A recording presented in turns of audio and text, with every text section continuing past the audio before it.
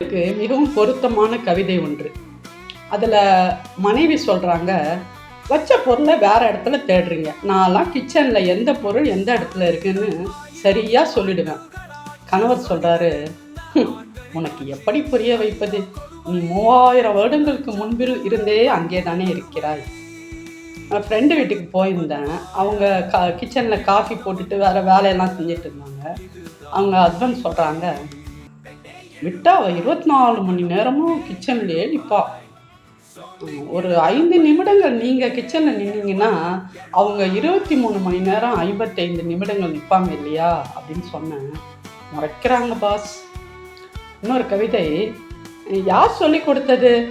வாசலில் கிடக்கும் செய்தித்தாளை அப்பாவிடமும் பால் பாக்கெட்டை அம்மாவிடமும் தர வேண்டும் என்று அந்த குழந்தைக்கு யார் சொல்லி கொடுத்தது? இந்த பண்டிகை நாட்கள்லாம், தீபாவளி பொங்கல்லாம் வந்தால் நீ பார்த்தீங்கன்னா டிவி கணவனுக்கு, ஸ்டவ்வு மனைவிக்கு. என்னங்க சார் உங்கள் சட்டம்? அந்த வீட்டு பணிகளில் 50% பகிர்ந்து கொள்ளாதவங்களா நாடாளுமன்றத்தில் பெண்களை மதித்து 50% தரப்போகிறாங்க?